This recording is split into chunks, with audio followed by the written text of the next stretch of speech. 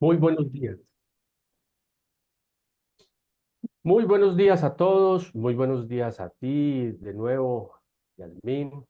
Que Dios te ilumine en el día de hoy y te acompañe con el Espíritu Santo, con toda tu familia. Es mi deseo y mi bendición. Para todos ustedes, mis amigos aliancistas, ¿cómo están? ¿Cómo me les ha ido? Saludos pues desde los salones, a ver cómo es que están, si están conectados, si me están escuchando. ¿Qué más? ¿Cómo están? A ver, al grado 10. No los veo. Eso, ¿Ya que no salud. nos escucha grado décimo? Parece que no hay audio en grado décimo. ¿Quién está con ellos?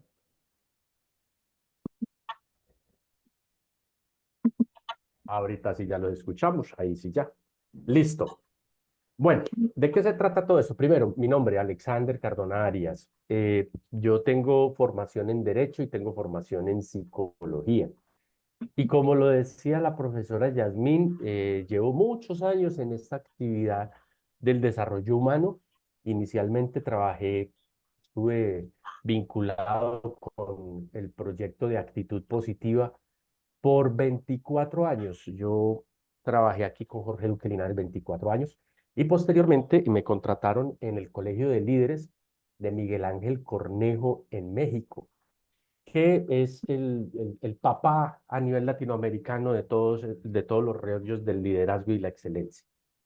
Y aisladamente, pues todo lo que tiene que ver con el desarrollo personal y toda parte psicológica.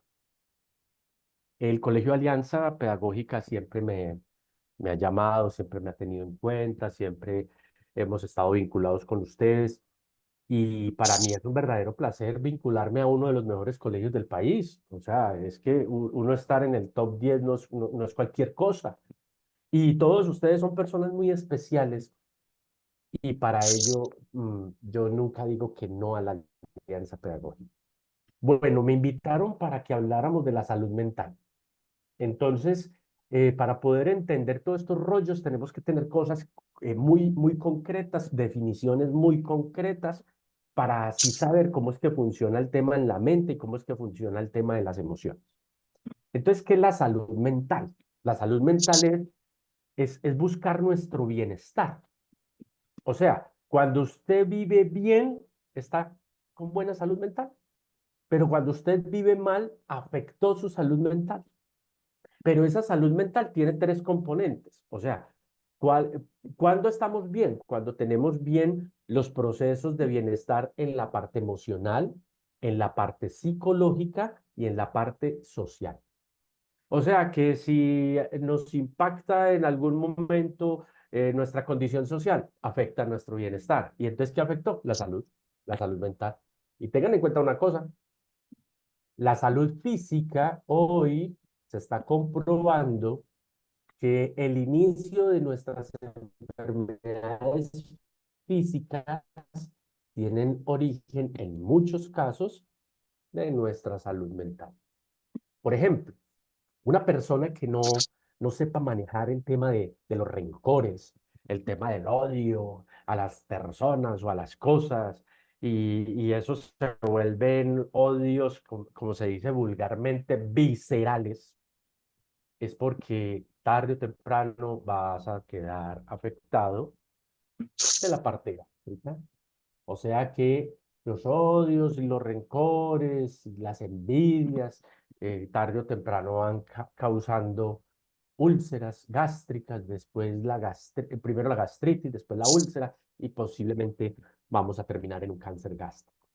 O sea que cuando una persona tiene cáncer gástrico, es muy probable que le hagan la quimioterapia, que le hagan los procesos para sacarle, para poder contrarrestar el cáncer, pero inmediatamente lo mandan donde el psicólogo para que miren cuál fue la real causa de por qué llegó hasta allá, para empezar a sanar la parte psicológica, la parte emocional, o la parte social, porque posiblemente también sea social, y así la quimioterapia le pueda dar mejores efectos. O sea que todo esto está conectado con todo. Pero, ¿qué afecta cuando nosotros tenemos mal uso de nuestra salud mental? ¿Qué es lo que nos está afectando? Nuestra forma de pensar, nuestra forma de sentir y nuestra forma de actuar. O sea que cuando usted está afectado emocionalmente, posiblemente no actuemos mal, no actuemos bien, no actuemos acorde con lo que queríamos.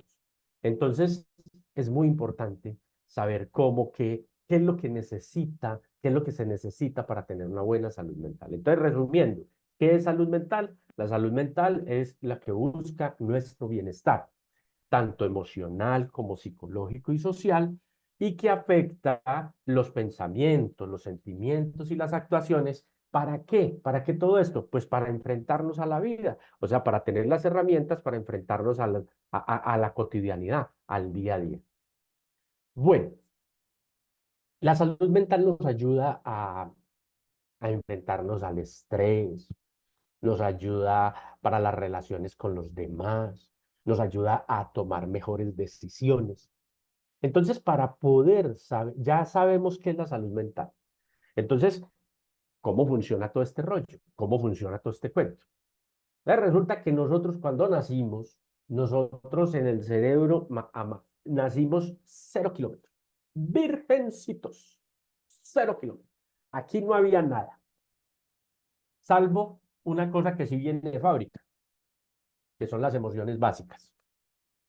Las emociones básicas están ubicadas aquí en la parte trasera del cerebro, una cosita que es como una almendra que se llama la amígdala. Y en la amígdala, que es la mamá de todas las emociones, pero nacimos con las emociones básicas. ¿Cuáles son las emociones básicas? Con lo que vinimos de fábrica. La alegría, la confianza, el miedo, la sorpresa, la tristeza, la anticipación, el enojo, el asco. O sea que a un bebé no hay que enseñarle a sentir asco. A un bebé no hay que enseñarle a sentir alegría. A un bebé no hay que enseñarle a sentir tristeza ni enojo. Entonces, como nacimos con las emociones básicas, eso ya está ahí. De ahí para adelante todo es aprendido, todo es adquirido. ¿Y cómo lo aprendemos? Entonces nosotros vamos desarrollando el cerebro poco a poco, de atrás hacia adelante, de atrás hacia adelante. Y lo último que desarrollamos es la parte prefrontal. Esta parte prefrontal es una de las partes más importantes. ¿Por qué? Porque ¿qué tenemos en la parte prefrontal? Tenemos el razonamiento crítico, tenemos la toma de decisiones, tenemos la solución de problemas, tenemos la planeación, tenemos la organización, cómo organizamos las cosas, tenemos la motivación, tenemos la disciplina y la regulación emocional. Más o menos cuando empezamos a tener un buen desarrollo de la parte prefrontal, después de los 12 años. O sea que antes de los 12 años, nosotros casi todas las actuaciones las hacemos ¿de qué tipo? Emocional. ¿Y cuándo más o menos tenemos madurez prefrontal? Por allá, cuando tengamos por ahí 21 años.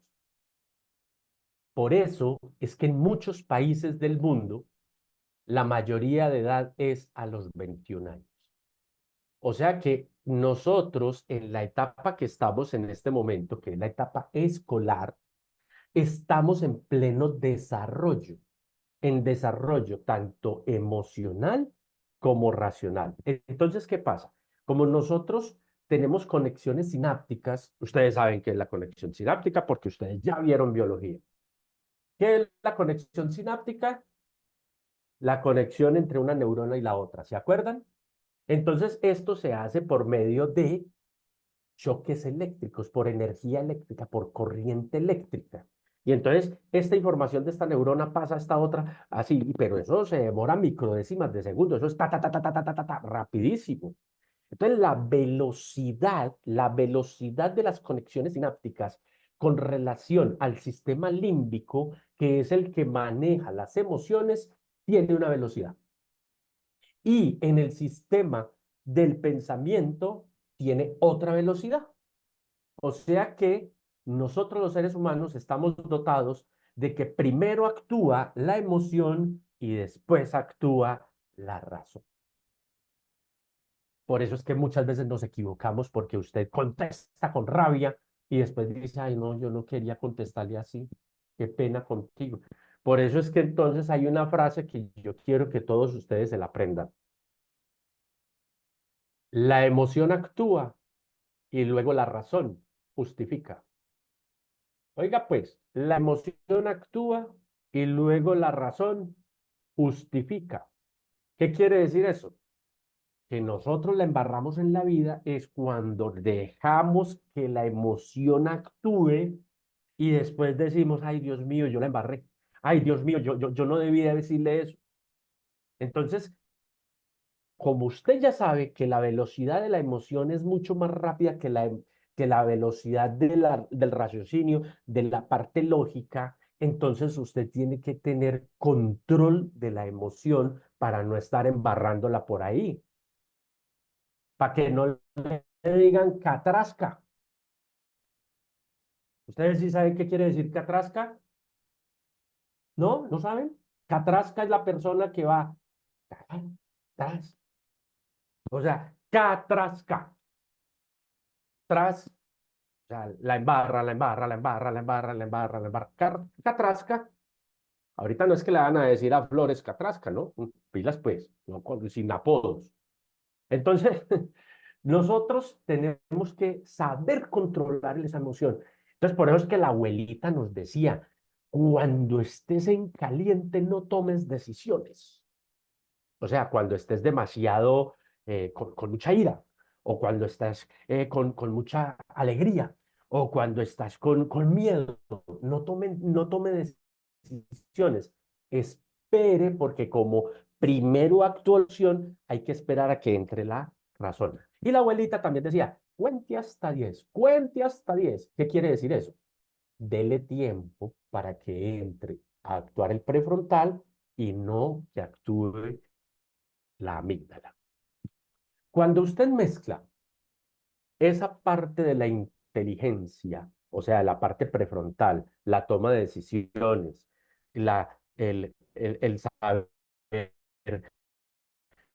resolver el problema, la planeación, la organización, la disciplina y todo eso que está aquí, cuando usted empieza a intervenir la parte prefrontal y empezar a manejarlo con la parte trasera, o sea, conectar las dos cosas, a eso se llama inteligencia emocional.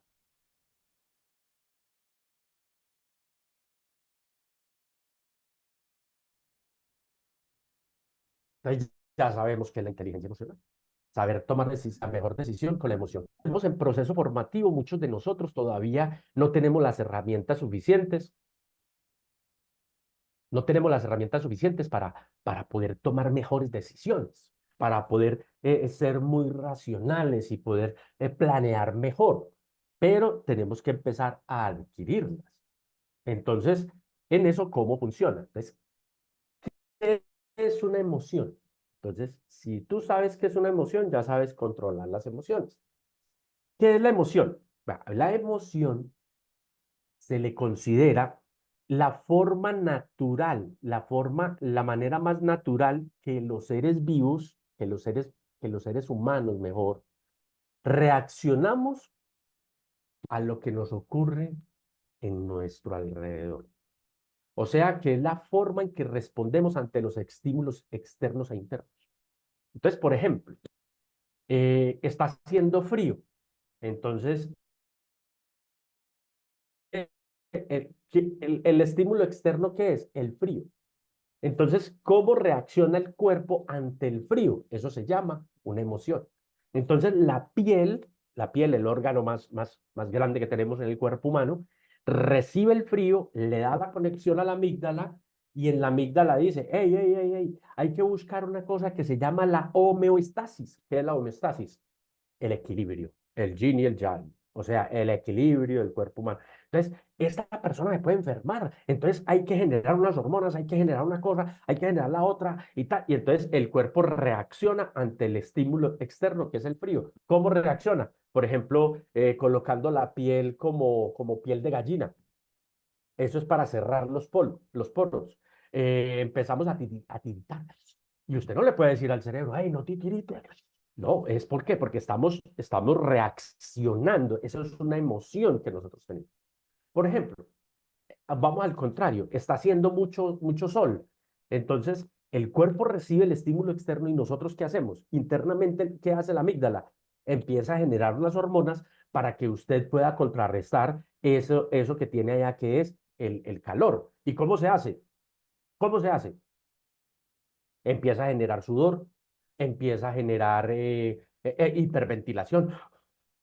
Entonces, esa es la emoción que usted está generando. Entonces, por ejemplo, usted, usted tiene un perrito que lo quiere mucho. Cada que usted ve el perrito, ¿qué siente? Pues, muchos sentimos alegría. Entonces, nos da alegría. Pero si el perrito está tirado en el suelo y está enfermito, ¿qué le produce esa visión? ¿Qué le produce esa sensación o esa percepción? Entonces usted inmediatamente ya siente otra cosa diferente. Por ejemplo, puede sentir tristeza o puede sentir sorpresa. Entonces, lo primero que tenemos que aprender nosotros los seres humanos para poder saber controlar la emoción es identificarla. En algún momento tendremos que empezar a analizar ya de forma más profunda en qué consiste cada una de las emociones para que usted tenga la posibilidad de identificarla. Ahora, todas las emociones son buenas. A nosotros nos dicen en la casa, hey, no sienta miedo, usted tan miedoso, usted por qué No, pilas, es que nosotros no podemos catalogar las emociones entre buenas y malas, porque no hay ninguna mala, no hay ninguna mala. Entonces usted me dice, Alex, pero ¿cómo así que tener miedo no es malo? Y no, antes al contrario, muchas gracias Diosito por permitirnos sentir miedo, porque cuando yo tengo miedo, lo que estoy manifestando es que tengo una muestra de un peligro. Entonces, ¿se imagina una persona desinhibida sin miedo? Entonces, ¿qué pasa? Pues que ese man se tira por el voladero o sea, él ve el voladero y se tira. ¿Y por qué? Porque no tenía miedo. O sea que las emociones nos salvan. Es la emoción básica, es la que nos permite tener sobrevivencia, supervivencia. Por ejemplo, usted coge un plato de comida, y ese plato está, como decimos vulgarmente, picho, está agrio, está dañado. ¿Usted qué le produce eso? Usted lo huele y ¿qué le produce? Asco, asco, gas. Uy, no, gas. Entonces, ¿por qué sentimos asco? Porque el cuerpo está diciendo, pilas, que ahí pasa algo. Usted no se puede comer eso. O sea que las emociones nos salvan de todas las circunstancias. Ahora, la emoción la emoción básica, por ejemplo, cuando usted está triste, ¿por qué? ¿Por qué se produce la tristeza? Porque usted siente tristeza. Cuando está enfermo, entonces lo conmueve. Usted verá a su abuelito en el hospital con una careta, ¿usted cómo ve eso? Pues usted se conmueve, usted dice, ay no, qué pecado mi abuelito, él debe estar sufriendo. Y entonces, ¿cómo se siente? Triste. Todas las emociones hay que vivirlas. Papás, los que están conectados, por favor, no inhiban las emociones. Las emociones hay que aprender a vivirlas. Yo estoy sintiendo una emoción, yo la dejo vivir conmigo. ¿Por qué? ¿Por qué tengo que aprender a vivir con mi emoción?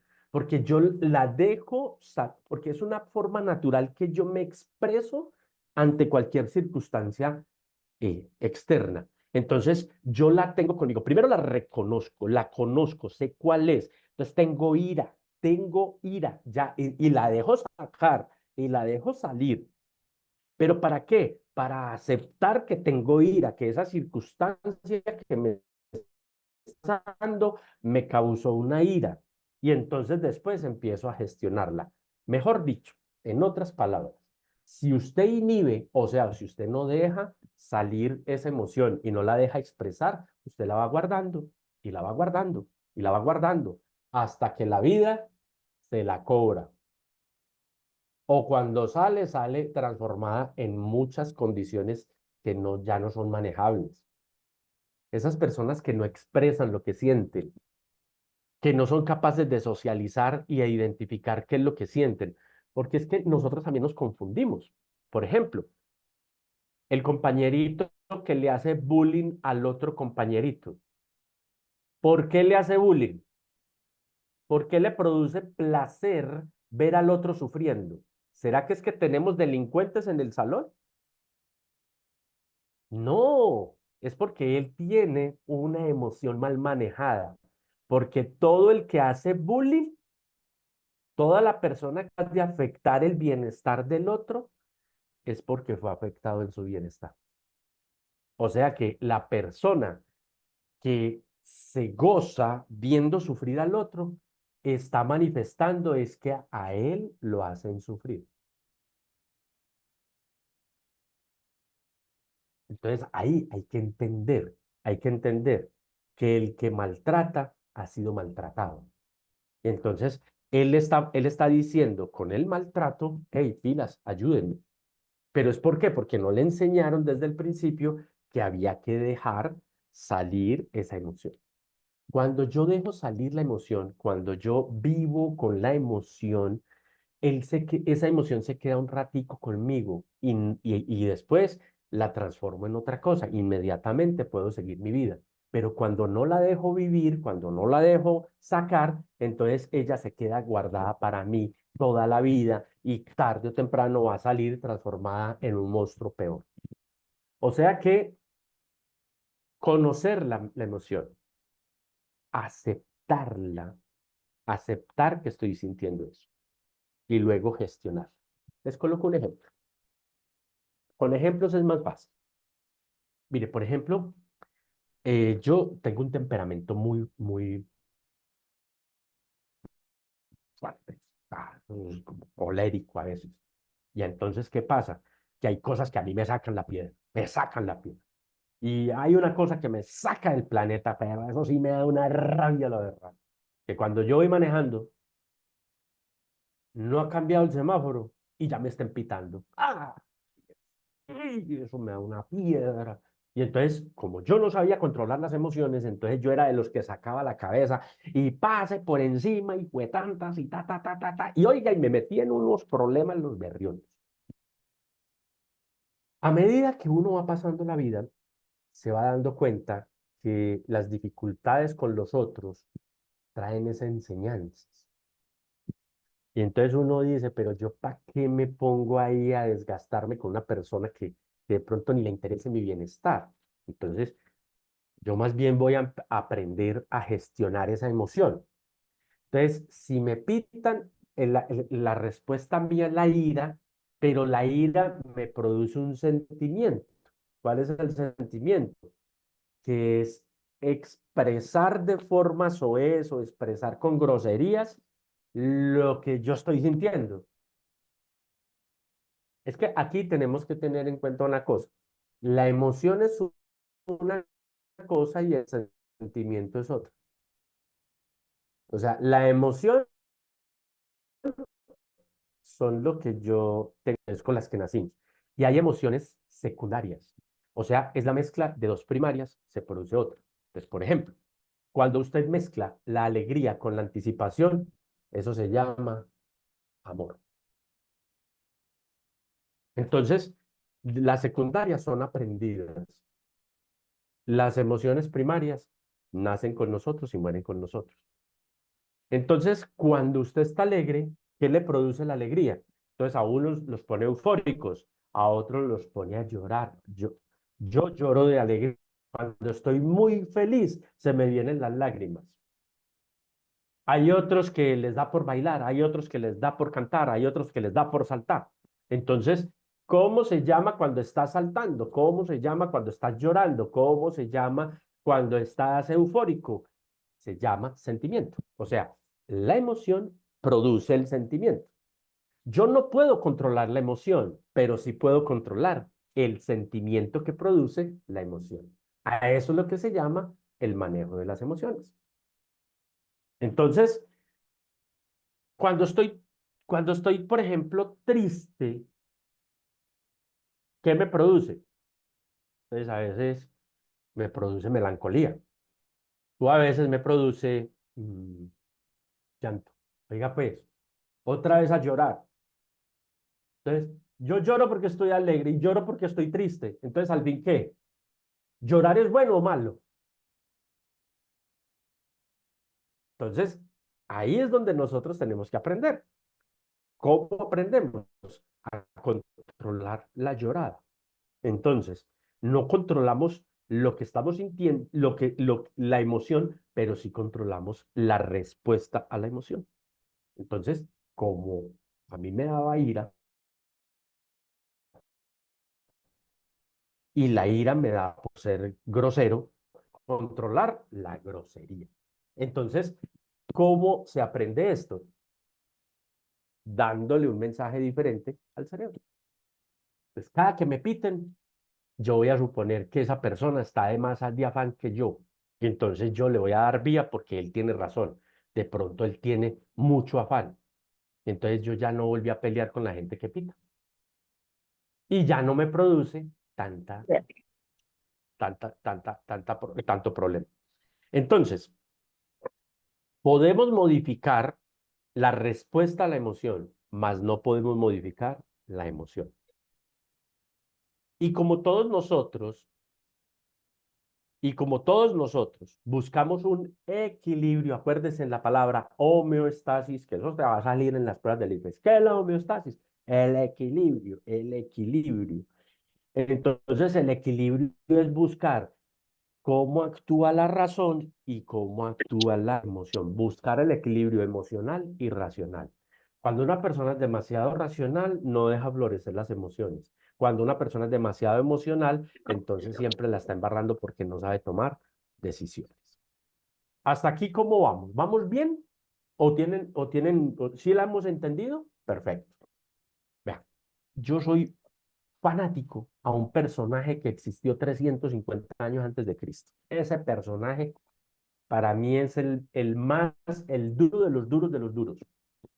Ese personaje se llamó Aristóteles. Y Aristóteles es el papá de todos estos cuentos.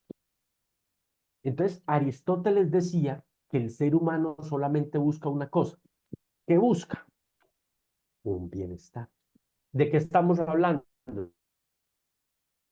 De la salud mental. ¿Qué busca la salud mental? El bienestar. Pero entonces Aristóteles decía que el bienestar, que él no lo llamó bienestar, él lo llamó eudeumonía. O sea, los griegos eran los berracos para colocarle nombres raros a las cosas. Y entonces la eudeumonía, él dijo que era la repetición de una acción que conduce al bien. ¿Y eso cómo se llama? La virtud. O sea que el bienestar del ser humano está en las virtudes. Pero hay una frase célebre, célebre de Aristóteles. Dice, in medius estas virtus, decía el griego, in medius estas virtus. ¿Qué quiere decir eso? Que en medio de los vicios está la virtud. Oiga pues, mi querido amigo y mi querida amiga, ¿usted quiere vivir bien? ¿Usted quiere tener buena salud mental? Mucho cuidado con los extremos. Entonces, como nosotros queremos vivir bien, hay una condición en el cerebro que le produce a usted el bienestar. ¿Y qué es? El placer. Somos adictos al placer. Adictos, adictos al placer. Cada que usted tiene un placer momentáneo, usted genera una hormona que se llama la dopamina. Y la dopamina es la hormona de la felicidad, pues junto con otras, con, con, con la, y se me escapan los nombres en este momento de las hormonas, pero la oxitocina y las endorfinas, y bueno, en fin, todas esas, pero hay una que es muy importante que es la dopamina. Y la dopamina produce en el cerebro ese estado de euforia y de bacanería y que estamos bien y tal cosa. Pero ¿qué pasa? Que entonces le deja en el circuito de la memoria de trabajo que tiene que volverlo a repetir, que tiene que volverlo a hacer, porque, oiga, me sentí bien, entonces hay que volverlo a hacer, hay que volverlo a hacer. Y entonces nos vamos volviendo adictos al momento placentero. ¿Qué pasa? Por ejemplo, un momento placentero, ¿cuál es? TikTok. Usted ve un video y le produjo risa. ¿Qué produjo ahí? Dopamina. Y entonces, ¿qué le dice el cerebro? ¿Qué le dice el cerebro? Ve a otro. Y usted sigue. Tin, tin, tin, tin, tin, tin, tin. Y entonces, entre más ve, ¿qué más quiere? Seguir viendo, seguir viendo, seguir viendo, seguir viendo, seguir viendo. Y entonces ahí es donde entra Aristóteles a decir, oiga, jovencito, oiga, jovencita, recuerde que la virtud está en medio de los vicios. O sea, ni tanto que queme al santo, ni tan poquito que no lo alumbre. Y entonces para usted poder tener salud mental necesita una condición. Se llama disciplina. ¿Y qué es la disciplina?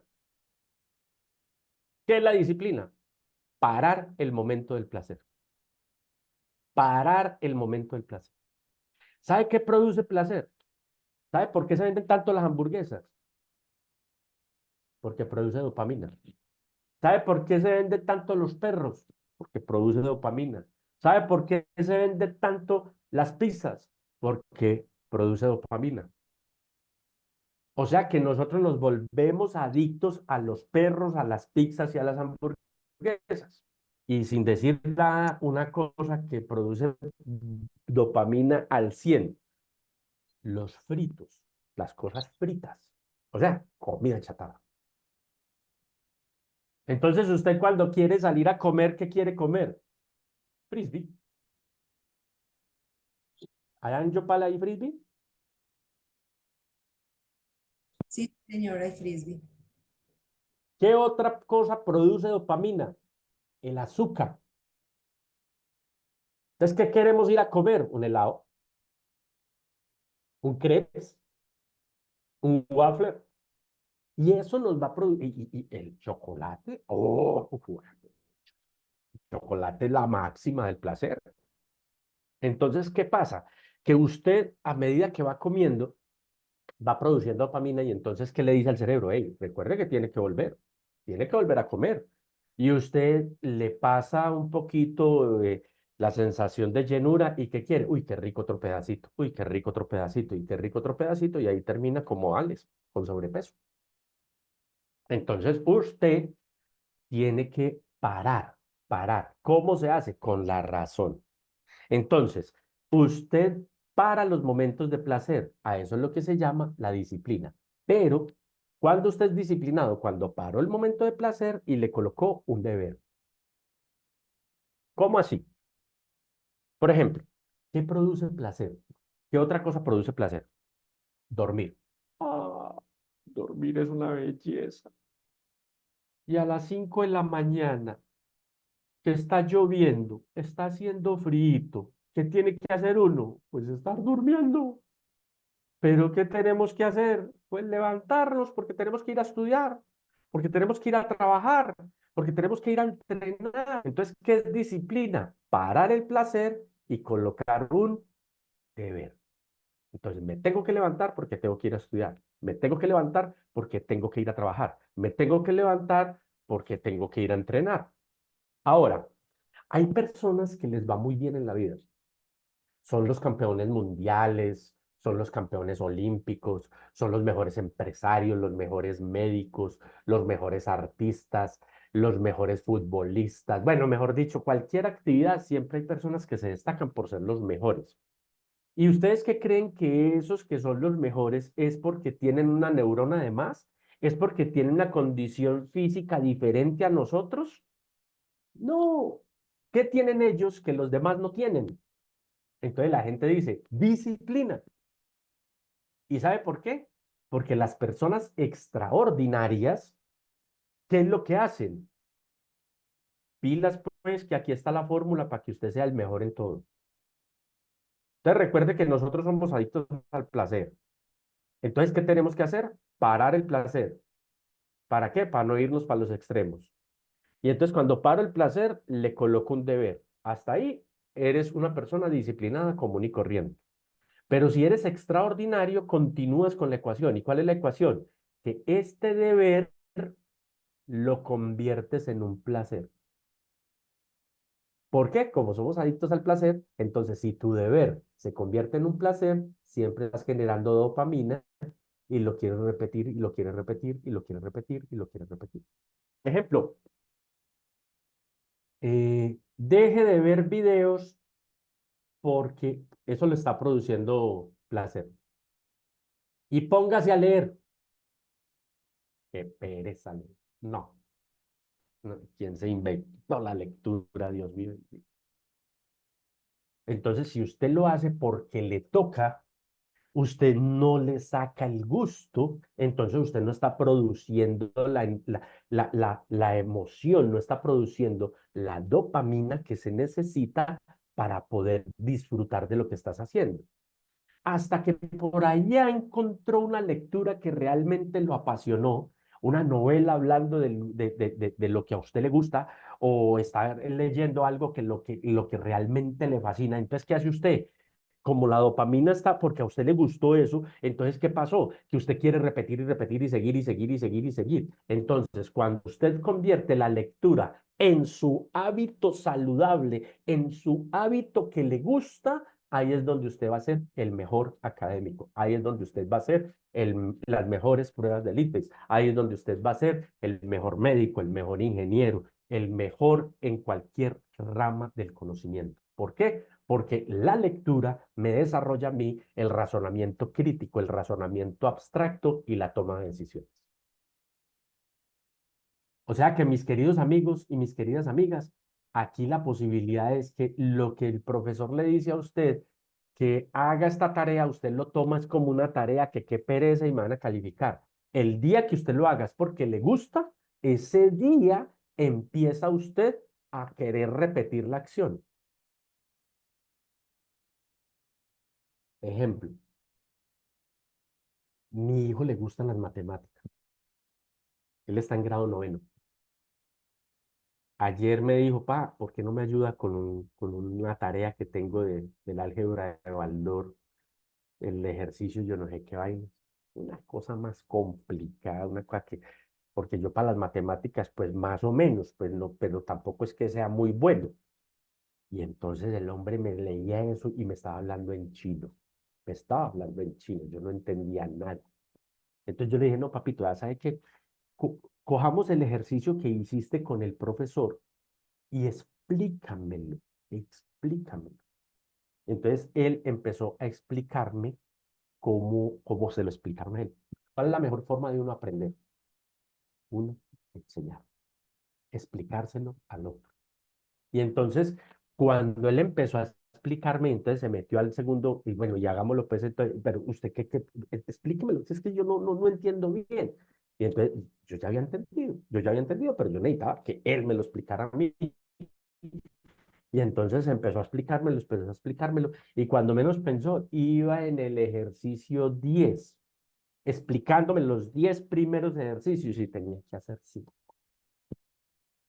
O sea, que ¿qué le pasó a mi hijo ayer? Se apasionó. Le gusta tanto ese cuento que cuando usted se apasiona, usted sigue y sigue y sigue y sigue y sigue. Y si ese acto de apasionamiento y de lo que le gusta te va a conducir al bien, a eso es lo que se llama la felicidad.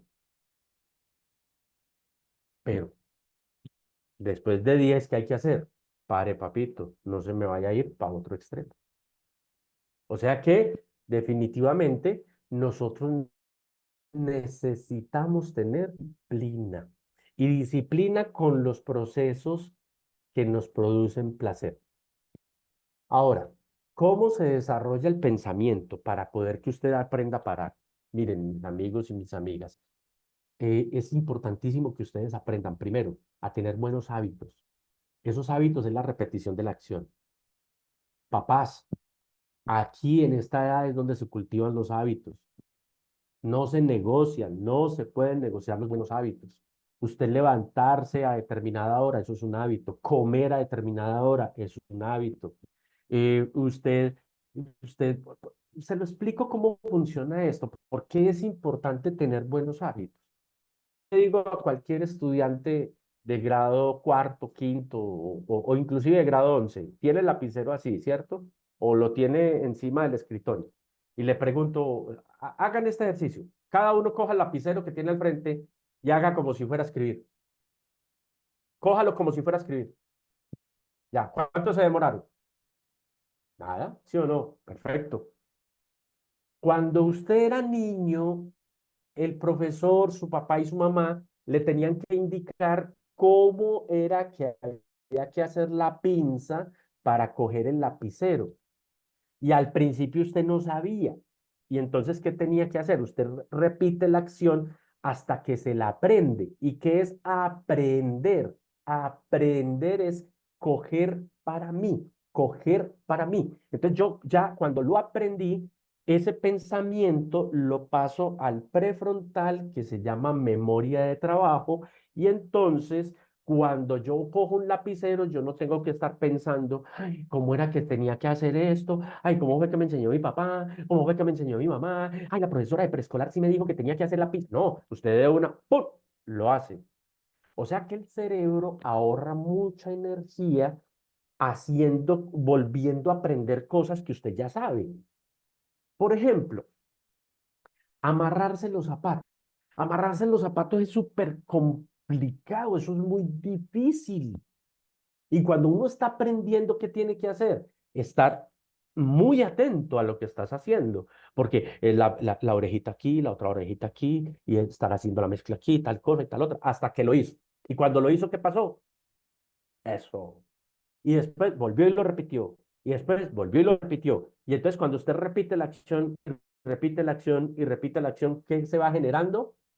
Un hábito. Entonces, cuando usted ya lo sabe hacer y lo ha repetido tantas veces, ¿qué pasó con esa acción? Se fue para el prefrontal, ¿en dónde? En la memoria de trabajo. Entonces, usted en este momento, por ejemplo, me puede estar colocando cuidado y amarrándose los zapatos. O sea que ya la amarrada de zapatos lo hace de forma los hábitos. Por ejemplo, dentro de la juventud hoy tenemos un muy mal hábito y es dormir a las horas que no son. Debe muchachos a las 11 de la noche, 12 de la noche, pegados en el celular, pegados en el televisor y tienen que madrugar al otro día. ¿Por qué tenemos que dormir a la hora indicada? Porque es, por ejemplo, si usted está en proceso de formación del cerebro, o sea que usted es menor de 12 años, usted tiene que estar acostado máximo a las 8 de la noche. Máximo a las 8 de la noche. ¿Qué pasa si un niño menor de 12 años se acuesta después de de las 8 de la noche? Dentro de muchas condiciones hay una, que cuando nosotros estamos dormidos, cuando estamos en el sueño profundo, el cerebro empieza a hacer los procesos ejecutivos y los procesos ejecutivos es empezar a accionar el cuerpo interno para poder desintoxicarnos y para poder trabajar mejor. Entonces ahí es donde trabaja el hígado, es donde trabaja el páncreas, donde trabaja todo para poder hacer todos los procesamientos y todo. Y resulta que a las 8 de la noche a los niños se les activa la glándula del crecimiento. O sea, que si usted trasnocha, usted es un niño menor de 12 años que trasnocha mucho, se quedó chaparrito. No va a crecer. Por eso cuando usted está como chaparrito y lo mandan para donde el médico, y entonces el médico le dice, vea, tómese estas pasticas, pero también tiene que acostarse antes de las 8 de la noche. Entonces, cuando usted no duerme bien, ¿qué pasa? Usted pierde la capacidad de análisis, pierde la capacidad creativa, pierde, ¿por qué? Porque cuando estamos horas que son a la hora indicada, el cerebro está rejuveneciendo. Entonces, tener un hábito de dormir bien es fundamental para su salud mental.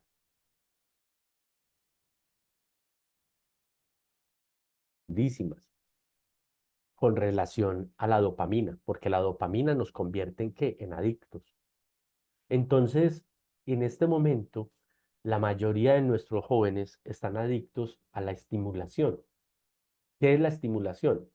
Cuando éramos bebés, los padres de familia saben que íbamos donde el pediatra y el pediatra nos decía, hay que estimular al niño, hay que estimular al niño para que empiece a desarrollar bien su cerebro.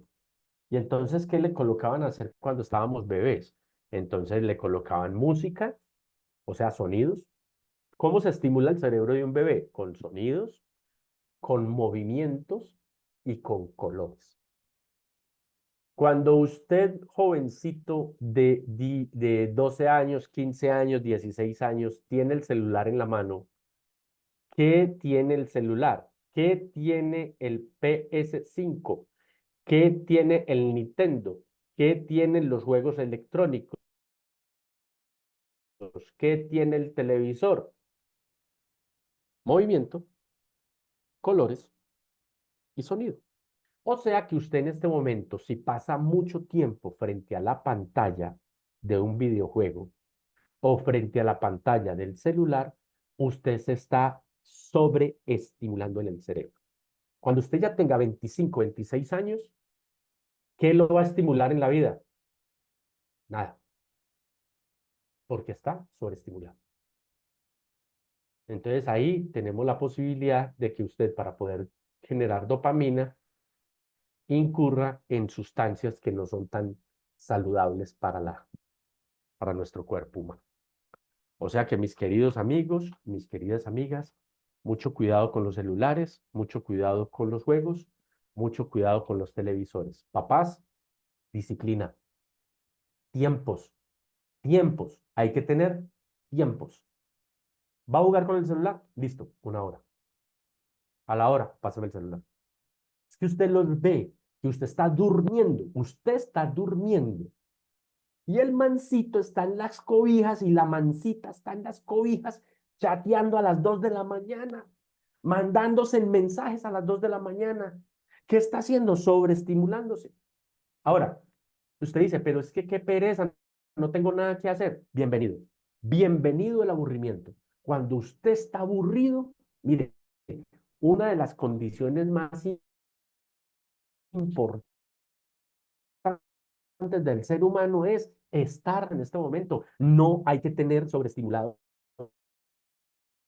a nuestros hijos. Ese cuento de que hay que para valer, hay que para gimnasia, hay que para esto, porque es que, ay, ¿qué hacemos? Es que hay que tenerlo ocupado. No, hay que tener algunas disciplinas, pero también hay que dejar espacios para que ellos se aburran. Porque cuando usted está aburrido, ¿qué hace? ¿Qué hace una persona cuando está aburrida?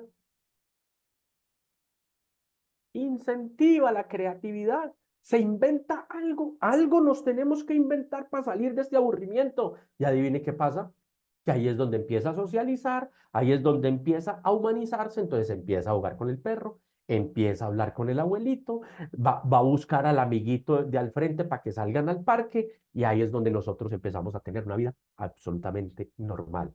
Estamos refugiados en los aparatos electrónicos y esto nos está llevando a un mundo de sobreestimulación y de adicción a la dopamina. Ahora, los papás que están en este momento y ustedes jóvenes tienen que tener signos de alarma, signos de alerta cuando se presenten cosas como esta. Cuando usted presente alguno de estas cosas, es porque te está afectando ya tu bienestar, porque te está afectando tu salud mental. Entonces, la primera es los cambios de hábitos. Si usted tiene unos hábitos alimenticios y de un momento a otro lo empieza a cambiar, alerta. ¿Y qué hay que hacer con las alertas? Inmediatamente buscar a la profesora Yasmín, buscar a la psicóloga o el psicólogo del colegio, decirle al papá o a la mamá, pero el papá y la mamá escuchen bien los signos de alerta, no hay que dejarlos pasar. Ay, no, es que ese muchacho a veces cambia. No, pilas, pilas. Esto hay que actuar de una antes de que se me crezca. Recuerde que hay que buscar el equilibrio y no podemos llegar a que se toquen los extremos porque ya cuando están en los extremos es donde tenemos ya las enfermedades mentales. Si tú estás muy metido en la preocupación del futuro, te vuelves ansioso. O si estás muy metido en el tema del pasado, te vuelves deprimido. O sea, que la enfermedad de la depresión y la enfermedad de la ansiedad es exceso de futuro o exceso de pasado. Está bien uno pensar en el futuro, pero no quedarse pensando y masticando el futuro y masticando el futuro, rumiando, como decimos nosotros, rumiando el futuro y rumiando el futuro. ¿Por qué? Porque dejas de vivir el presente. ¿Y qué significa presente? La palabra presente significa el regalo. Y como yo soy creyente en Dios y yo soy absolutamente creyente, estoy convencido que el regalo es el regalo de Dios. O sea que hay que vivir el momento como lo estamos viviendo, siempre pensando en que lo que yo estoy haciendo me va a convertir en un mejor futuro si Dios me lo permite. Y el pasado, pues ya pasó. ¿Uno va al pasado a qué? ¿A qué va, qué va a recoger en el pasado? Las experiencias, o sea, lo vivido. Pero si usted se trae de atrás los sentimientos, es que Julano de tal hace 8 años me hizo daño y me causó mucha rabia y usted vuelve y trae esa rabia, entonces, ¿qué quiere decir? Se trajo otra vez el sentimiento. Y cuando usted repite un sentimiento y repite un sentimiento y repite un sentimiento, se llama resentido. O sea que usted es una persona que no tiene buena salud mental porque vive con resentimientos. Por eso es que Jesús decía, hay que aprender a perdonar. Perdonar es dejar el pasado atrás y volverlo a recordar, pero sin dolor. Entonces, cambios de hábitos, tanto de sueños como de alimentos. Aislarse. Cuando la persona empieza a aislarse de las personas o de las actividades que les gusta, es una alerta. A usted le gusta mucho patinar y patinar y patinar y de un momento a otro, no, no quiero volver a patinar. Papá, alerta. Energía, poca energía o nada de energía. Lo que decía la profesora Yasmín antes de empezar, que ayer una persona le estaba manifestando que llevaba varios días en la casa, encerrado en su cuarto. ¿Eso es por qué? Porque pierde la energía. Eso se llama la anhedonía, o sea, no siente sensación de bienestar. Entonces, químicamente el cerebro lo que está haciendo es que no le gusta nada, ya no le gusta nada, no le gusta nada. Entonces, ¿qué hay que hacer? Y cada que está metido ahí, pues produce más esa energía. Entonces, no quiere salir, no quiere tal. A eso es lo que se llama la depresión. Entonces, ¿qué hay que hacer? De forma química, decirle al cerebro, hey, produzca otra cosa que se llama, por ejemplo, la dopamina, o produzca otra cosa que se llama la oxitocina, o produzca otra cosa. Por ejemplo, una condición que produce mucha dopamina y que produce mucha oxitocina, un abrazo. Entonces, abrazar a las personas, pero con cariño, que realmente se sienta. Por eso entonces ustedes, mis amigos, van a prometerme en algo. Por esta semana, la semana de la salud mental, nos vamos a saludar con un abrazo y nos vamos a despedir con un abrazo. Por eso cuando uno se encuentra con un gran amigo, ¿qué hace? Lo abraza para sentirse lo mejor. Entonces, también cuando se siente vacío, sin nada que, ay, nada me llena, que pereza todo, es una alerta. Sentirse impotente, que no soy capaz de hacer las cosas, que es otra alerta. Cuando las personas empiezan a refugiarse en el alcohol o en el cigarrillo o en las drogas, es otra alerta.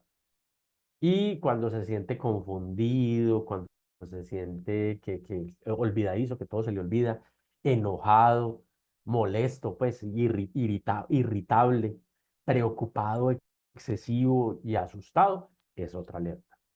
O sea que los cambios de humor severos, los pensamientos que no se pueden quitar de la cabeza, escuchar voces, creer cosas que no son ciertas, pensar en de pronto lastimarse físicamente o no poder realizar tareas diarias, son signos de alerta que tenemos que tener en cuenta todos nosotros para tener una mejor salud mental. Hasta aquí, ¿cómo vamos? Ya vamos terminando, ya vamos aquí desarrollando todo este tema de la salud. Y para terminar, la salud tiene que ver también con el tema social. Mis amigos y mis amigas, nosotros necesitamos vivir en sociedades, pero para poder vivir en sociedad necesitamos aceptar el otro como es, o sea, el respeto, tener respeto hacia la diferencia, respeto hacia el otro. Es que el otro también tiene un temperamento diferente y tiene un carácter diferente, o sea, él no puede ser igual que yo, no tiene que tener los mismos gustos, pero así todo, no tenemos los mismos gustos, no pensamos igual, no compartimos muchas cosas, yo te respeto, yo te respeto. El respeto no se pide, el respeto no se exige, el respeto se da. Si el otro no me respeta, problemas de él, que no sabe comportarse como un ser humano con buena salud. Todas las personas que acudan a la agresión, tanto física como verbal, es porque se le han acabado los argumentos. O sea que una persona sin argumentos acude a la agresión. Entonces ustedes tienen compañeritos que van diciendo las cosas de forma agresiva. ¿Qué quiere decir eso? Que tienen que trabajar en su salud mental. Y cuando nosotros decimos que la máxima manifestación de la inteligencia es la prudencia, la maestría de la inteligencia es la empatía. ¿Y qué es la empatía? Poder que el otro, poder interpretar la emoción del otro. Eso es muy difícil. Tratar, porque primero tengo que identificar cuál es la verdadera emoción que siente. Porque mucha gente está agresiva, entonces uno cree, no, es que esa persona está enojada. Y no, posiblemente lo que está es triste. Y entonces la manifestación de la tristeza es ¿qué? El enojo. Bueno, hemos llegado a la terminación de nuestra conferencia de hoy. Espero que hayan cogido algunos elementos necesarios, herramientas para que ustedes puedan vivir mejor, para que tengan mejor salud. Si tienen alguna pregunta, aquí estoy para su servicio. Si necesitan alguna condición ya de tipo personal, tomen en cuenta mis datos para que me escriban y yo a veces me demoro un poquito, pero yo les contesto, a cada uno les contesto. Entonces, si quieren, de pronto tienen alguna consulta o alguna condición, si Doctor quieren tomar un... Alexander, muy buenos días con la profe Sandra. Hola, Sandra, ¿cómo estás? ¿Cómo está? Primero que todo, queremos agradecerte por esa charla tan interesante, tan importante, esos temas. Wow, que te quiero dar un dato.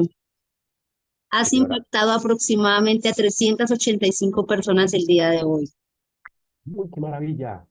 Cosa importantísima, importantísima y más con estos temas que son muy cotidianos entre nuestros chicos. Ujú. Ellos en estos momentos tienen algunas preguntas. Perdóname, antes de Entonces, que empiecen las preguntas, quiero que, porque muchos claro que papás de sí, pronto ya se me están retirando y quiero que se lleven mis datos por si de pronto necesitan alguna condición personal, me puedan llamar o escribir al WhatsApp 315 per- 857 7044. Te lo repito, 315-857-7044. El que me quiera seguir por Instagram o por Facebook, en Facebook aparezco como Alexander Cardona Arias y en Instagram aparezco como Alex Cardona Ar de Arias. Alex Cardona Ar. Yo por ahí cada semanita o cada 3, 4 días estoy mandando unos mensajitos, unas frases para que los analicemos, para que vayamos, para que empecemos Y con esas frases, y mucha gente me dice, hombre, esa frase me hizo reflexionar sobre esto y ta, ta, ta, ta. Entonces puede servir de ayuda. Bueno, ahorita sí las preguntas. Bueno, doctor, tenemos una en el chat que es muy importante. Nos dice, ¿cómo lograr la atención prolongadamente de un niño disperso? ¿Qué es la atención? ¿Qué es la atención? Entonces, para usted poder lograr que las personas tengan atención, primero tienes que saber qué es la atención. Entonces, nosotros tenemos en nuestro cuerpo diferentes formas de percibir la realidad.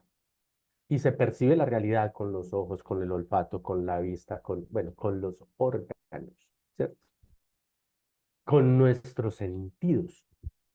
Resulta que nosotros estamos percibiendo realidades de todas partes. Entonces, la mosca que se pasó, el vaso que está colocado, el computador que me están hablando, que me están diciendo que tal cosa. ¿De dónde viene la palabra atención? Atención viene de la palabra focus. Focus es foco, el foco. ¿Qué quiere decir eso? Que yo voy a colocarle mi foco a este solo objeto y voy a aislar todos los conceptos de percepción diferentes. Entonces me voy a concentrar solamente en uno y voy a aislar los otros. Si yo logro que así la mosca se mueva, yo estar pendientes solamente del lapicero, es porque tengo buena atención. Cuando una persona tiene mala atención, cuando te dicen, escriba, entonces te empiezas a escribir y en el momento en que empieza a escribir, la compañerita movió un poquito y usted, oye, que no se mueva, deje las cosas ahí, hombre. A ver, Carolina, escriba. Ah, sí, sí, profe, ya me voy a poner a escribir. Y entonces en el momento que empieza a escribir, empieza, ay, ¿verdad que hoy tenemos entrenamiento en la tarde? Y verdad que yo tengo que llevar tal cosa y tengo que llevar tal otra, y verdad que voy a hablar con fulano de tal, y verdad que por la noche tengo que llamar a mi abuelito, y tengo que llamar a tal cosa, y tengo que tal otra. O sea, él empieza a pensar en otras cosas, en otras condiciones, y se le olvida que estaba escribiendo. Entonces, ¿qué pasó? Que cuando le dice la profe, Carolina, ¿por qué no escribió? Profe, ¿cómo así? ¿Ya terminó? ¿Por qué? Porque ella no fue capaz de concentrarse, no fue capaz de tener atención. ¿Cómo se enseña la atención? Es un proceso de aprendizaje. No nacimos atentos. Nosotros no nacimos atentos. Es un entrenamiento. Y es un entrenamiento con cosas pequeñas, pequeñitas, pero repetidas en el tiempo. Entonces, concéntrese 2 minutos en tal cosa, 1 minuto en tal cosa, medio minuto en tal cosa, después 1 minuto, después 2 minutos, después 3 minutos. Entonces, primero haces esto y aíslas todo lo que le puede generar distracción. ¿Cuál es el error que nosotros tenemos? La persona está haciendo tareas y tiene 50 cosas alrededor que son más placenteras que la tarea. Entonces, ¿qué quiere él estar? Por ejemplo, tiene a la vista el PS5. Entonces, él está haciendo la tarea, es pensando, ¿cuándo termino para el PS5? ¿Cuándo termino para el PS5? Y a la mitad del camino dice, ah, ¿qué va? Me meto al PS5. Mi hijo tiene, pero no a la vista. Él lo tiene en una maleta. Y la maleta está guardada en un closet, no en su cuarto, porque no lo dejamos jugar en el cuarto. Porque cuando está en la zona social, nosotros estamos primero pendientes con quién está jugando y segundo, cuántas horas va a jugar. Tienes que aislar las posibilidades que tiene de distracción. O sea, entre menos factores distractivos tenga, más posibilidades tiene de focalizarse o de tener atención. Entonces ya ahí puedes entender al más o menos, pero si ya es una cosa que se necesite de más análisis, ya tienes que pedir ayuda terapéutica, o sea, ayuda a alguien que le dé más herramientas para que empiece a tener mejor atención. Espero que le haya quedado claro. Gracias, doctor. Es muy importante, ¿no? Lo que tú dices es esencial. El factor de distracción, la mosquita, lo que pasó, el sonido, eso suele afectar cualquier proceso. Por ejemplo, niños que dicen, yo solamente estudio si escucho música. Qué pena, el cerebro no tiene posibilidades de atender dos cosas a la vez. Inclusive hay mamás que dicen, oiga, ¿cómo? Yo sí soy capaz de hacer tres cosas a la vez. No, señor, el cerebro no hace cosas simultáneas. Yo soy capaz de hacer el desayuno, estar haciendo la trenza de la niña y hablando con mi hermana. Perfecto. Entonces, pregunta, ¿cuántos desayunos ha hecho usted en su vida? Bajita la mano, 2000. Entonces, ¿dónde tiene usted eso? En memoria de trabajo. O sea que usted hace el desayuno de modo automático. ¿Cuántas trenzas ha hecho usted en la vida? 500. O sea que inclusive usted se hace la trenza sin ver. O sea que eso es modo automático. O sea, memoria de trabajo. Entonces usted está haciendo el desayuno, es más, usted no tiene que voltear a mirar cómo está la arepa, sino que usted llega y ¡pum! La volteó. ¿Por qué? Porque la memoria de trabajo le dice, ha pasado tanto tiempo que ya es hora de voltear la arepa. Ahora, ¿y usted a quién le está poniendo atención? A su hermana. Pero en el momento en que destapa la tapa para ver cómo están los huevos, ¿a quién le está fijando la atención? A los huevos. Entonces, cuando usted Huevos. está mirando los huevos, descuidó la conversación, pero usted tiene una plasticidad cerebral en la cual usted vuelve y se conecta inmediatamente. Entonces, no es que hagamos multitarea, no somos capaces de hacer multitarea. Entonces, un niño que está estudiando, escuchando música, adivine qué está haciendo, colocándole cuidado a la música. Ahora, Hagamos. si usted quiere ambientar el momento, tiene que ambientarlo con música que el cerebro no interprete. O sea, con un lenguaje diferente al que tú hables, que no lo entienda. O, pero usted imagine es que estudiando álgebra, escuchando reggaetón, no, papá, perdidos en el mundo, estamos perdidos en el mundo. Por eso, cuando usted va a una oficina de un ejecutivo, escucha música clásica, escucha música orquestada. Pero inclusive la orquestada también hay que saber la canción de la canción orquestada, pues nada hizo porque se pone a cantar en vez de estar concentrado. Bueno, siguiente pregunta. Bueno, doctor, tenemos una pregunta. Dice una mamita, ¿qué hacer cuando los argumentos verbales no son acatados? ¿Cómo actuar ante eso? Pues tenga en cuenta, mi querida mamá, que el niño no está preparado para los argumentos. Recuerde que él no está desarrollado en el prefrontal. Él está desarrollado sobre qué? Sobre la emoción. O sea que si usted le da un gran discurso, le entra por acá y le sale por acá. ¿Cómo se le enseña a los niños? Con la emoción, con la emoción. El testimonio es fundamental, o sea, el ejemplo. O sea que tienes que ser un poco más creativa. En el momento de la acción, usted estar pendiente del momento de la acción, no guardarla, no, es en el momento. ¡Pum! Por ejemplo, voy por ejemplo, al tema conductual con un perrito, con un perrito. El perrito se hizo chichi. ¿Qué hay que hacer? Inmediatamente actuar, para que el perro sepa que esa acción no se hace. Lo mismo pasa con el niño. Cuando comete la acción, es en ese momento, no esperar a que sean las 11 de la noche. No, es en ese momento donde tienes que actuar y decir, pilas, papito, con esto, pilas. Las consecuencias pueden ser estas, pero no los grandes discursos, porque él no lo entiende. Él todavía no está desarrollado en el prefrontal. Mire, gente de 30 años que uno le dice, usted no tiene amigas que usted le dice, vea, ese hombre no te conviene, ese hombre no te conviene, ese hombre te pega, ese hombre te maltrata, ese hombre, retírese. ¿Qué hace la señora? Ay, no, es que yo sé que él es agresivo, pero es que yo soy el que lo detono, porque es que yo soy la que tengo la culpa porque le hago sacar la piedra, pero yo sé que con el amor que yo tengo, que le voy a dar, yo sé que él va a cambiar. ¿Quién va ahí? Una boba que no sabe tomar decisiones, que no ha estrenado el prefrontal. Entonces, ¿qué pasa?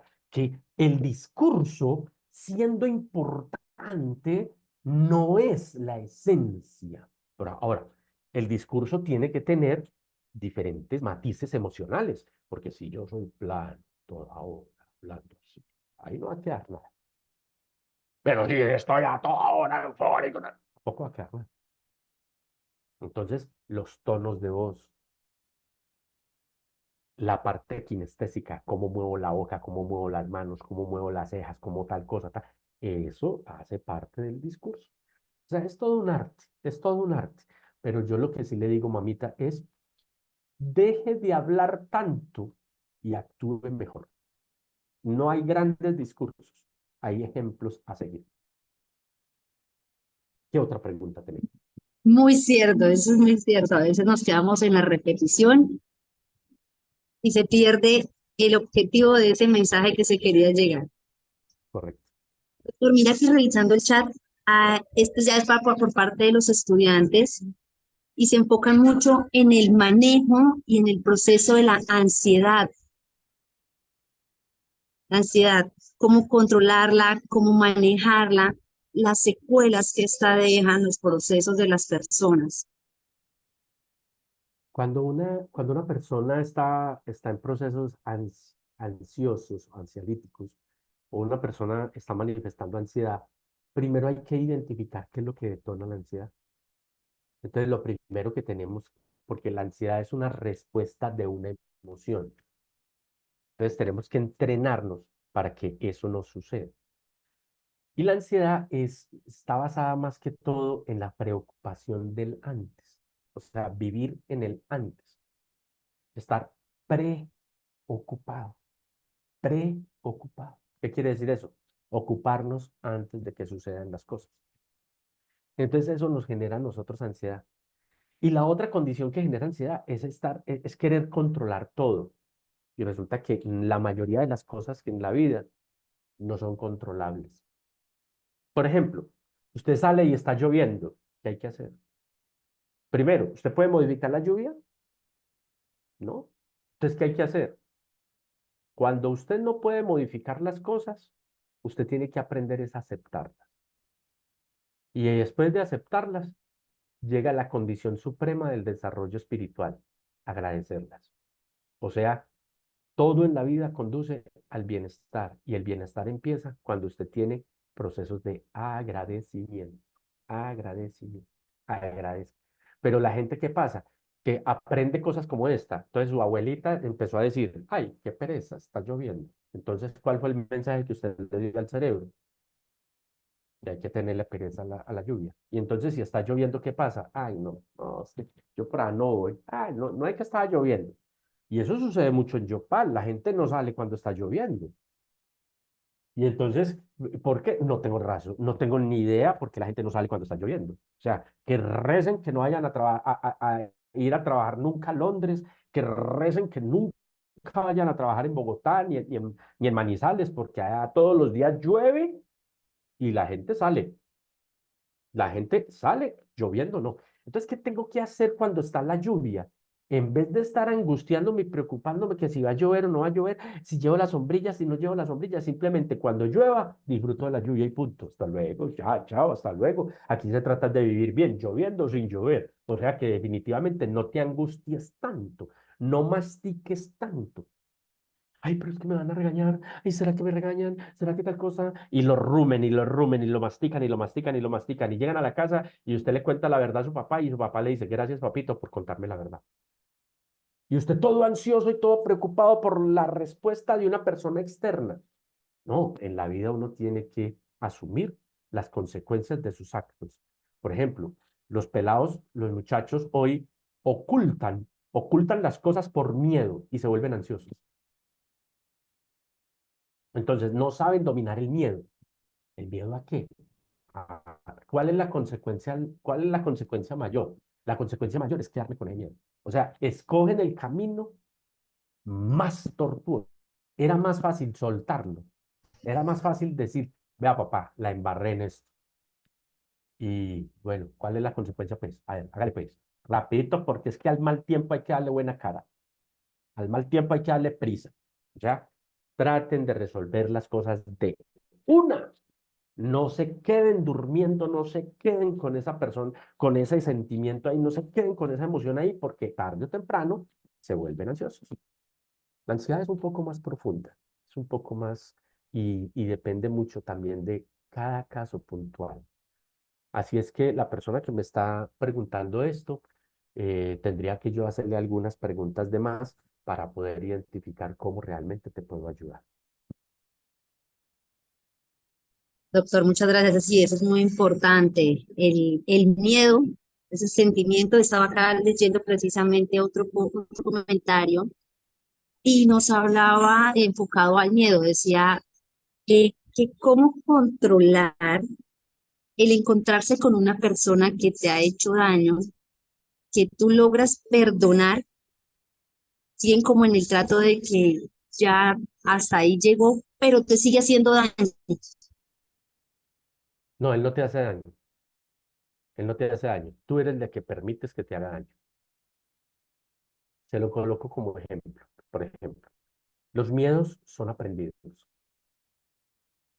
Entonces, tú vas a visitar tú tienes una hermana que tiene un hijo de 2 años y le estás haciendo la visita y en ese momento, cuando estás haciendo la visita, aparece un ratón y usted le tiene mucho miedo a los ratones. Y entonces usted empieza a gritar y a brincar. ¡Ay, el ratón, el ratón, el ratón! Entonces, ¿qué información llevó el niño? ¿Qué información aprendió el niño con relación a los ratones? Entonces ese niño a partir de ese momento con la información que recibió es que le tenga miedo a los ratones. Entonces cuando ese niño va a ver un ratón, ¿qué va a decir? Huyan por sus vidas, huyan. Ese animal feroz es capaz de acabar con los seres humanos. Y entonces usted aprendió eso, porque esos sentimientos son aprendidos. Pero supongamos que usted no es colombiano, sino que es camboyano. Y en Camboya, dentro de la dieta está la rata. Y entonces cuando usted ve una rata, ¿qué ve? El almuerzo. Y entonces usted, ¿qué hace? Qué dicha esa rata. Usted ya se la está imaginando. Qué dicha esa rata así, bien crocantica, bien tostadita, bien rica. ¡Ay! Ahora, cuando yo le digo que hay una rata tostadita, bien crocantica, ¿a usted qué le produce? Asco. Entonces, supongamos esto. Es que ahorita, cuando salga de acá, me voy a comer un helado de mango biche con sal y yo le echo pimienta y harto limón. ¿Qué le produjo a usted en la boca? Salivación. ¿Qué quiere decir eso? ¿Usted ha visto en este momento un mango? ¿Usted ha visto un limón? ¿Usted lo está viendo? ¿Usted lo está percibiendo? No. Lo que usted se imagina, el cerebro cree que está pasando. Mire que inmediatamente empezó a salivar. Entonces, si usted se imagina que esa persona le quiere seguir haciendo daño, el cerebro asume que ya le está haciendo daño. Entonces es empezar a reconfigurar el pensamiento sobre el otro. Porque usted ya lo perdonó, pero ¿realmente lo perdonó? Usted cree que esa persona le puede seguir haciendo daño. Entonces, por eso es que tiene miedo cada que se le acerca. Entonces, usted se le acerca y ahí mismo le produce de todo. Mientras que usted tiene un proceso en el cual usted aprende a tener otro pensamiento con relación a la persona, es cuando lo ve, ya tiene otro sentimiento. Entonces, usted ya desconfigura lo que tiene y vuelve y configura. Por eso es que Tofflin es uno de los sociólogos más importantes del siglo XXI, dice que el analfabeta del siglo XXI no es aquella persona que no sabe leer y escribir, no. El analfabeta del siglo XXI es aquella persona que no sabe desaprender para volver a aprender. Desaprender para volver a aprender. Es que para yo poder cambiar, vea, yo tengo este vaso acá y lo tengo en la mano y quiero coger otro vaso. O sea, quiero aprender, cogerlo para mí. Quiero coger otro vaso. ¿Qué tengo que aprender? ¿Qué tengo que hacer para poder aprender? Para poder cambiar este vaso por otro. Lo primero que tengo que aprender, lo primero que tengo que hacer es que soltar, soltar. Entonces, esta persona con esta pregunta, lo que me está diciendo es que todavía no lo ha soltado. ¿Y no lo ha soltado para qué? Para coger otra cosa, para coger otro pensamiento, para coger otra forma de ver las circunstancias. Entonces, el dolor está ahí y eso sucedió, pero sí puedes darle otro significado. No sé si me Total, entendió. Total, el poder que le damos a nuestra mente. ¿Cómo la Correcto. maneja? Es el poder. Doctor, nos hacen una pregunta y dice, ¿qué puedo hacer cuando mis propios familiares me afectan mental y físicamente? Confrontarlos, confrontarlos. Decirle, vea, ustedes son tóxicos. De una, ustedes son tóxicos. Ustedes me están haciendo es daño. ¿Cómo así, papito? Si nosotros queremos su bienestar, pues me están haciendo es daño. Porque es que para poder arreglar las cosas, primero tenemos que comunicarlo, porque el otro cree que va bien. Es como cuando yo voy manejando el carro y yo voy concentrado en que en la carretera y yo voy de paseo con mis hijos y yo los llevo es a que disfruten.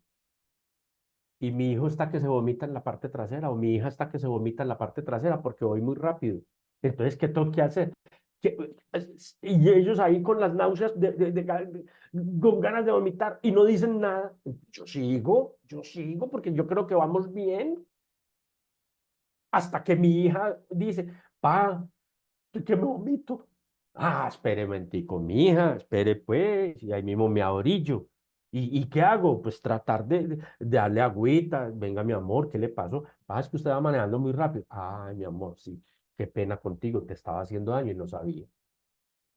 Es lo mismo, es lo mismo. Se trata de vivir bien, pero tienes que verbalizarlo, decirlo. Decirle, papá, yo me siento mal porque cuando dices esto, yo me siento mal. Mamá, usted se mete en todo. Ay, Dios mío bendito. Esa ansiedad suya por estar controlando mi vida me tiene atosigada, me tiene. Déjame, yo me equivoco, yo tomo mis decisiones. Eso sí, yo te las voy contando, yo te aseguro que yo te cuento toda la verdad. Porque la mamá lo que quiere, el papá lo que quiere es tu bienestar. Pero ellos nunca tienen un manual debajo del sobaco diciendo se tiene que hacer así. O sea que nosotros los adultos nos equivocamos también y nos equivocamos, pero no con la intención de hacerte daño, sino porque creemos que estamos haciendo el bien.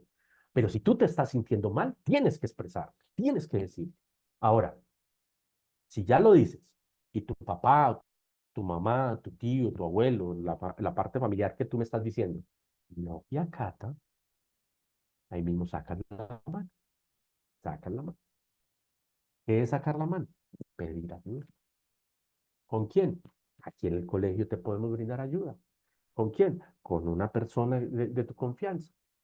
Pero ojo con el amigo, porque es que usted le pide consejos, usted le pide qué hacer a una persona que está más rayada que usted. No, tiene que ser alguien que realmente sepa. Si a usted le da dolor en una muela, usted no se va para donde un psiquiatra, usted se va para donde el odontólogo. Si usted tiene dolor en una rodilla, usted se va es para donde el ortopedista, no para donde el odontólogo. Entonces, si usted tiene un problema de comportamiento, tiene un problema de sentimiento, usted no busque un odontólogo, usted no busque una tía, usted no busque un tío, busque a alguien que realmente sepa cómo funciona eso, porque posiblemente el otro esté más rayado que usted. Entonces, ahí es donde tenemos que saber sacar la mano y saber pedir ayuda a la persona indicada. ¿Qué otra pregunta tenemos? Gracias, doctor. Sí, es muy interesante. Esta que va como muy relacionada con lo que nos estabas diciendo. ¿Cómo empatizar con las emociones de los otros? Primero, reconociéndolas. Si yo necesito, eso es lo que llama la empatía. Eso es lo que nos da la inteligencia emocional, poder interpretar la emoción del otro. La empatía no es más ni menos que, decía la abuelita, que tratar de colocarme en los zapatos del otro, pero no para sacarlo, porque nadie te está pidiendo ayuda. A nadie se le sirve si no tiene una necesidad puntual. O sea, por ejemplo, hagamos de cuenta que hay un hueco y una persona se metió al hueco, se cayó al hueco. Entonces, por ejemplo, se le murió un familiar, se cayó al hueco. Se le murió el perro, se cayó al hueco. Perdió el trabajo, cayó al hueco. Perdió la evaluación, se cayó al hueco. Entonces hay personas que desde afuera, allá donde se cayó, empiezan, oiga, salga de ahí, usted es un berraco, eche para adelante, eso, hágale, hermano, que usted ya es salido, por ahí pasa un ser humano, usted no sea bobo, no saca cosa, tal otra. Usted es, o sea, está tratando de animar a una persona que ni siquiera quiere escucharlo. Pues usted es muy simpático, muy simpático. ¿Qué es tener empatía? Empatía es bajarse al hueco, sentarse al lado del otro y decirle, bueno, hermano, usted está aquí, yo te vine a acompañar. Y calladito te ves mejor, sin decirle nada, sin juzgar, sin criticar, sin cuestionar, nada. Simplemente sientas que yo estoy a tu lado, punto. Y después, me voy, hermano, me voy del hueco, porque pues, yo no vivo aquí, yo me tengo que retirar. Mañana nos vemos. Y al otro día, vuelve lo mismo. Y al otro día, vuelve lo mismo. Hasta que un día el hombre le dice, venga, hermano,